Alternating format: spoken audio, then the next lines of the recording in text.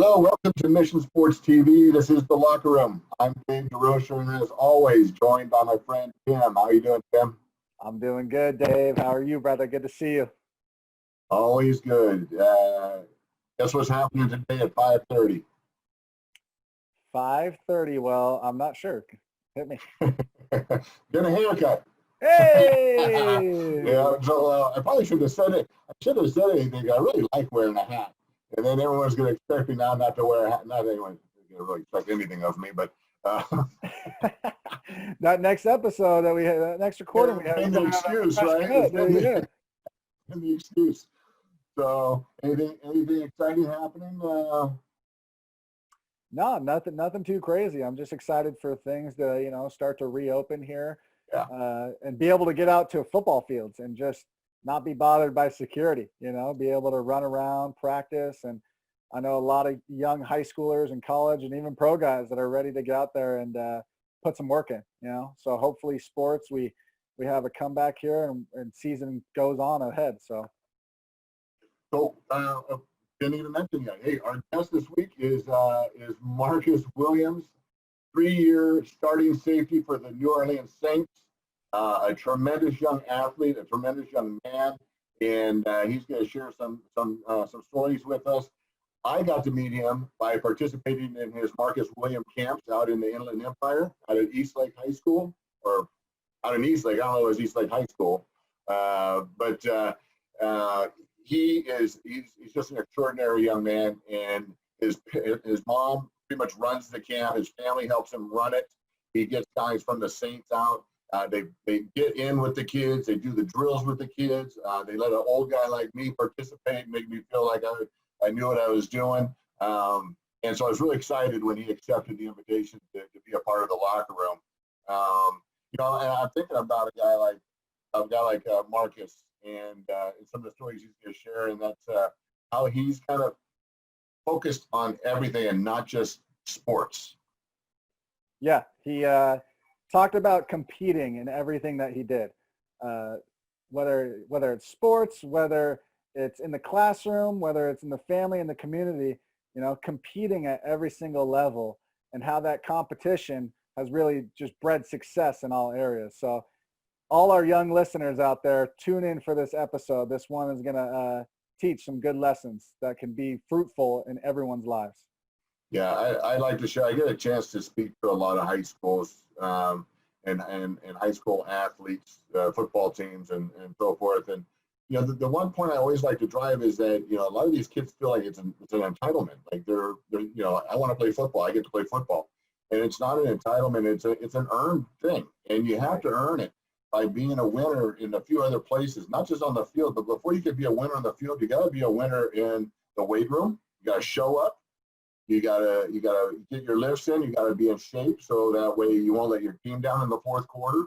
You've got to be a winner at home, and that means love and respect your brothers and sisters, your mom and your dad. Right? You may not always like them, but you gotta love and respect them, and you gotta be a winner at home.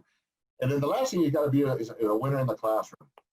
You have got to earn the right to be out on that field by getting good grades. And Marcus is going to share some things that he had to do before his mom and dad would let him play sports. And it's so important. But what's amazing is that when you adhere to those three things and you address those three things, aside from also the community, like you mentioned, Tim, is that it resonates beyond high school. It resonates in your life, and it becomes part of who you are. And then it just sets you up for future success, right? What was the term that you gleaned earlier? Competition breeds success. There you go. So, hey, we are going to take our quick break here, and when we come back, we're going to be joined by Marcus Williams. We'll see you in a minute.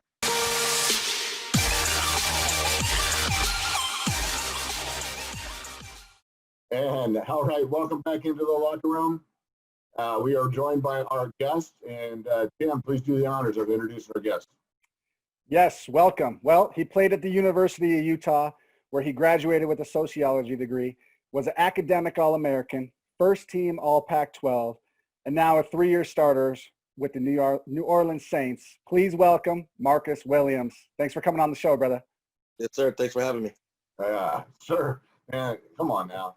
It's probably appropriate for me, but Tim's not that old. So, I was telling Tim about how I've gotten to know you, and so we're looking forward to hearing about your story.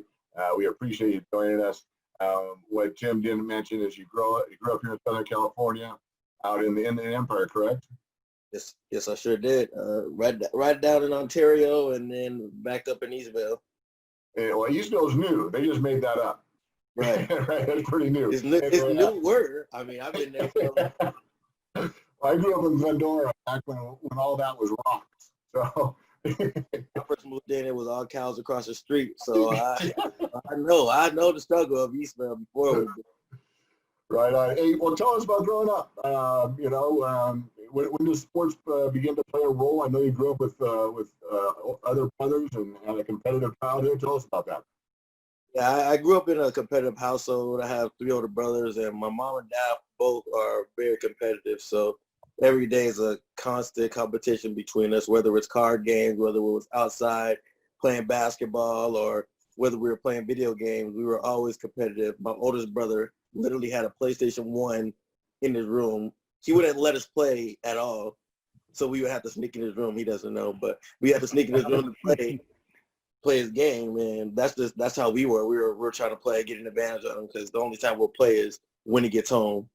And then my other brother played basketball, and I always wanted to play basketball. And then the other brother underneath him, he played football for like 1 year. But after that, I just took on everything. I pretty much played basketball, football. I did the track thing.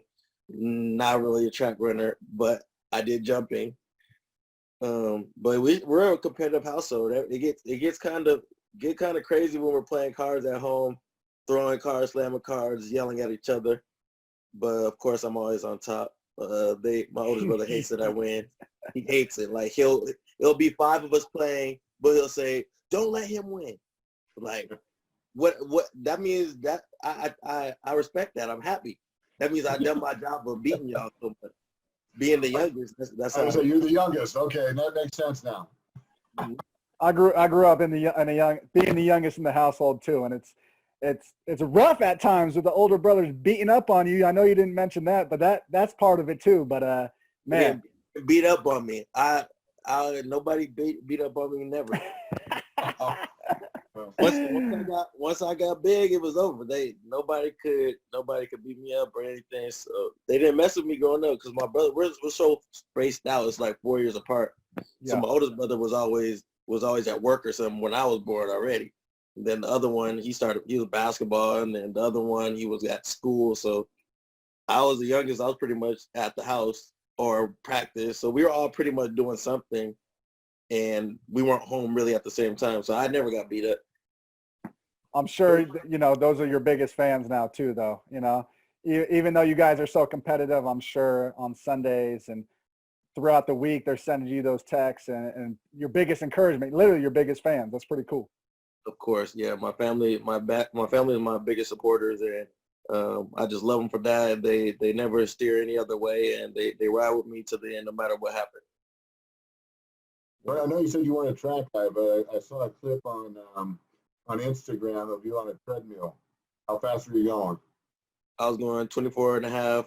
I was going pretty fast. Now I could have ran, but that's not me. I'd rather just do some basketball or football, something I could, do like that. But I wasn't always the person who wanted to go run track. I'd rather do something different than that. Yeah, well, I'm just thinking, even at 365 when at my biggest, I wouldn't want 6'1", 215 running 24 miles an hour at me. I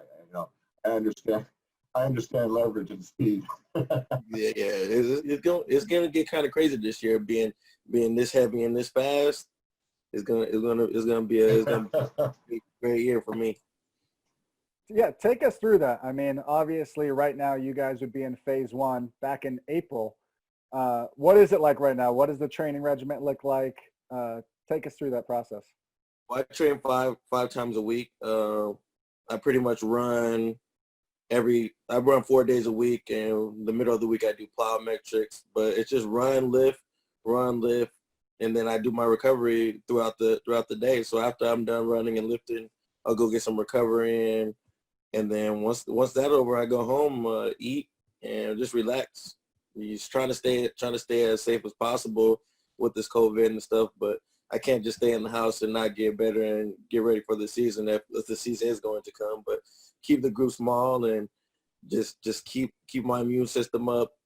That's just what we have to go through. I think right now is for all athletes who are trying to go into another season, they have to continue to work out and continue to get better, or else they're going to go into the season and getting hurt, pulling things because they haven't been doing it because they're being forced to stay in. So I just been working out, getting on the field, everything pretty much that I would be doing if I was in New Orleans, or probably a little more. So, just got to make sure I'm doing it right and keep my body right. What are you hearing from the powers then? Are they giving you any indication, any dates, any tentative dates to be ready for? Or? For all I know, the season's gonna go on as planned, but I think we'll just go back into training camp, and then after that, it's in the air. They really just keep us informed when new studies come out or new information comes out for us. But right now, we don't really know. So it's just stay ready, and when the season comes, then we got to be ready to go. Well, I will say too, another thing that's been negatively affected and that I was bummed about, and how I got to know you was through your camp that you put on out in the IE for kids, a free camp. I think we had 2 sessions, and there had to be close to 300 kids that came through, and the amount of energy that you put into it is, and I got to meet your family and your mom, and so I know why you were successful. I know why your brothers were successful. It starts with parents and your mom running that thing. Tell us about how your camp, how it came to be, and how you're going to bring it back.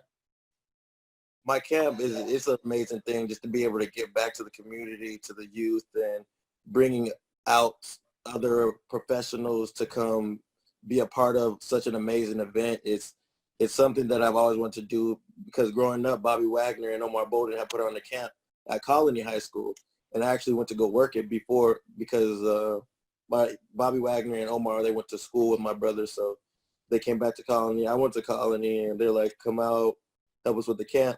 And I was like, okay, cool. And then I just loved it.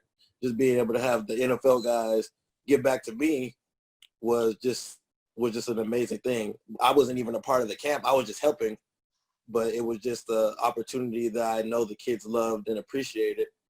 And I just had so much support. I don't do anything for the camp. My mom and all the workers around, they put the camp together. They make it what it is. I just come there and bring the energy. I just bring some of the players. I bring smiles. I bring inspiration. I just bring what I can. But my mom she does so much. I know she does. She works her job, and then she has to go and do this camp, and she has so much on her plate. But she's always has, even before I was born, she's done so much for everybody. She's just a giving, a loving person, and she'll give you the shirt off her back if she had to, because that's just the type of person that she is. And I love her, and without her, none of this would be possible. My dad, he works the same hard because he got to do all the muscle stuff. She just instructed, do this. Mm-hmm.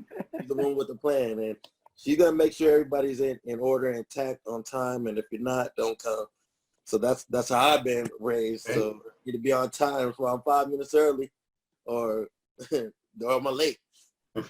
I can attest to that because I'll tell you, I do a lot of camps. I love being with kids, so if I'm asked to do it, I love to do them. And everything was dialed. And then that phrase of she'll give you the shirt off her back, or whatever, you hear that a lot, but it did fit her because she made sure, she didn't know me from anything, I was just there to help out, but she made sure, that I had everything I needed. I had my shirt, I had my stuff, a couple extra snacks because I'm big, but she cared about every single person there, making sure it was a great experience for everyone. So it really spoke volumes about you. The other thing that I thought was cool was to see your teammates out. that flew out, to be a part of that with you, and that also speaks to you. Tell us again who you had out at the camp, and who are your bigger supporters?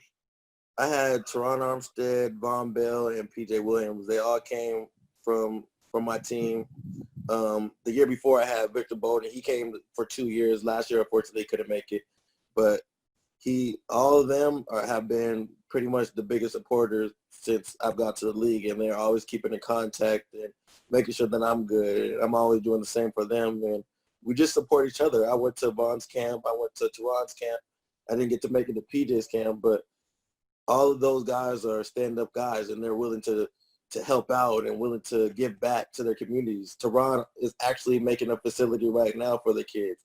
So it's these are the type of people that New Orleans brings, and these are the type of people that just are in this world that you may not have come in contact with if you weren't in this avenue. And some people may think, oh, athletes don't give back. Athletes do have all this, but they don't. And it's not that. We rather give back now because we have more access to things. So now we can give back to you. Now we can come and give our inspiration. We can show you what we've done, and we can help you go right instead of maybe if you're going down the wrong path, give you somebody to rely on, somebody to talk to. And we put ourselves out there because we're no better than anybody else. We may just be at the highest level in our sport, but that doesn't mean we're higher than you or anything like that. I could come and I could talk to a kid and they'll listen. And I'm like, they think I'm a superstar. I think I'm a regular person. But it shows you that there's people out there who really look up to you and really care about what you're doing, and they want to just be the best for themselves, and just giving them that extra push can help them be the best that they can be. Man, yeah. Using your platform and just influencing the younger generation is so cool to see, and just commend you for that, man. When I was young, I went to a Chargers camp, and Keenan McCardell, Eric Parker, Quentin Jammer, Junior Seha, and I looked at those guys. Those were my heroes, So I'm sure that's how the kids from the IE and beyond look up to you. And when you speak, they listen and they take it to heart. And it's just cool that you can really ignite and energize an entire community like that. Who knows how many of those kids end up going on to do great things, whether it's in sports in the NFL or it's outside, but having that camp and that community within it to be a huge influence and driver for the rest of their lives. So very cool, man. Yeah, appreciate that. Well, I will say, being a part of it too, and I've had a chance to speak with you since. As I mentioned, I do a lot of these. And a lot of times the guy sponsoring them kind of stands on the periphery, will come and then, address the kids and then let the coaches coach, and then overdoing his thing and taking interviews. And that wasn't you. You addressed the kids, and then you said, all right, let's go. And you were hitting the drills with them. I have pictures of you and I doing the tug of war with the kids. You were jumping right in with them. That's a differentiator. That is something that they're going to remember, that you weren't just some guy standing there talking at them. You were in there doing it with them and having fun with them. And you were like their age. I was watching going, man, this kid's awesome. Excuse me, I'm going to say kid because you're young enough to be my son. So, but it made it fun for me to be a part of it. And your buddies, it is tough. You say we're not different, but, I've been around NFL guys, and unfortunately, a lot of them think they are different. And even, those guys you guys, I think the Saints, when I look at the Saints, they do carry themselves differently than a lot of other squads, though, too. I don't know if that comes from the coaching. I don't know if that comes from Breeze. I don't know where it comes from. I'm not part of the atmosphere, but your guys were good. To me, I'm a 1 year guy. But Toronto was. We had a great time working with the linemen. And doing that stuff. And it was just a fun atmosphere. So I really want to encourage you to continue doing that, because it will make a difference as it grows and gains notoriety. But gosh, you almost filled the stands with. You've only been doing it for a few years, right? Right. Well, 3 years, and 3 years. This would have been my fourth one, so yeah. I'm upset that we didn't get to have it, but next year, hopefully, we're going to bring it back again, and it's going to be the best one because it's the next one. Bigger and better every year. I love it, man. Keep impacting that younger generation. I mean, we do have a lot of our listeners are high schoolers, right? And they have aspirations to play in the Pac-12 and these big divisions like you did playing at Utah.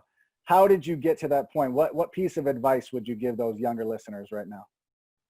I would just never stop working and never listen to what other people have to say about you or saying that you can't do it. I had some doubters, of course you have doubters. I had people trying to hold me back. I had people trying to not allow me to play in my years. The grades are so important. My mom wouldn't let me play if I didn't have good grades. If you're not in those books, you're not playing. If I didn't have A's and B's, I wasn't playing. I competed in the classroom because that's the type of person I was, and it just showed up on the field. So I competed in the classroom, then I was able to go compete on the field. And doing those things and continue to strive and be better than everyone else is only going to put you at a higher level to be able to go to the next level, to get to college, if you want to be a student athlete, student always comes before the athlete. So I couldn't be who I was if I wasn't competing in every aspect, and I still do, regardless of what it is. It could be cards, it could be bowling, it could be somebody having an argument with me, and I'm still going to compete in that because I don't want to lose it. But you just have to stay focused, never lose your edge, and keep competing and be the best you can be. Young folks, you hear that? Competition breeds success. Compete at everything that you do. I love it. Appreciate that. So you know, the one thing that resonated with me when I was reading your bio was not only academic All-American. Okay, so it's not only a great athlete, but academically you are superior. You know, that takes a lot of work being a student athlete. Is that you touted all of your brothers are college graduates. You know, and for that to be important to you to put on a bio, I think that was really cool. And so when I speak to younger, I go to talk to high schools or high school teams, I speak to exactly what you just shared, and that is you got to be, before you get a chance to be on the field, you're not entitled. It's earned, right? And you got to earn it by being a winner in the weight room. You got to be a winner in the classroom, and you got to be a winner at home. You know, and I see your workouts. I have to. I'm a technique guy. Keep your butt down on the bench. All right. I'm just saying, but you're doing it, man. You know, you're doing a rush with 315 as a safety. So you're doing it in the weight room. You're doing it in the classroom. You're doing it at home. We can tell by your story. So that's a great example to our younger listeners about how to conduct yourself. And look what it carries over to, and the success you've had in the NFL and the success that you share in your community. It starts all by being a younger person, and it's an honor to know you, frankly. So I appreciate you sharing your story for sure. Sure, thank You you. got any other questions for him, Tim? Yeah, I mean, when it's all said and done, what's the end game for Marcus Williams? You know, looking back 20 years from now, what do you hope to accomplish? 20 years ago or looking forward? Looking ahead, 20 years ahead. 20 years ahead, I think I'm already setting myself up to what I want to do as far as helping the youth in the community, just giving back. I think my gift already is giving back to others. I'd rather give than receive, and I never need anything in return from somebody giving me something or for me giving them something. I just like to put my hand on somebody's back and help them reach a higher level of success. I've had so many people around me help me to get to where I'm at and where I'm gonna be. Because I'm never gonna get anywhere by myself. Whether it was from my uncle or my coaches picking me up to go to practice, or my dad getting off work and going to practice with me, or my mom helping me, whatever it was, there's always somebody there to help. And I think that's what bred me to be the way I am today, being able to give back and just allowing myself to help others and love others with my whole heart, and just elevating each and every day and being the best that I could be is what I wanted to give back to the other kids. That's great. Hey, so is there anything else that you're doing right now that you want to share? Anything that like on the immediate horizon? You're writing a book. You doing anything that you want to let everybody know about, or? I haven't really been doing anything but writing in my journals, reading books. And, well, I actually did. I got on a Zoom call with my brother and his students. They did a scavenger hunt, so I was just in there encouraging them, having a good time. Just doing those little things, because little things turn into big things one day, and I could have touched 1 out of 5 or 5 out of 5 of those kids, and it made an impact on their lives. So that little bit of stuff is I think, warms my heart and helps them too as well. That's awesome. Well, I think I think that we've hit you on every basis, and we certainly appreciate you coming and hanging out with us in the locker room for a little bit and talking to our youth and bringing a great message to them, that it doesn't just happen on talent, right? There's all kinds of other things, and the NFL will stand for not for long if you don't address them all. So appreciate you joining us. Any parting thoughts? Just keep doing this thing in the locker room and inspiring the youth, and keep giving that message out, because a lot of kids need it, and even adults may hear something that we say in here, and they may attach to it and may inspire somebody else. True. All right, man. I appreciate you, Marcus. Hey, thank you, Marcus. Appreciate it. On everything. We got your video clip, we got your pictures, and we will all be watching and praying for you for success and a healthy season, and we'll be in touch. Yes, sir. Thank you. Appreciate it. Hey, Marcus, real quick, you're on social media too for everybody to follow and check you out? Yep, just at Marcus Williams. That's it. Okay, Instagram, Twitter, where are we at? They're both the same. All right. Twitter. Hey, and for all our listeners out there, make sure you're following us on Instagram.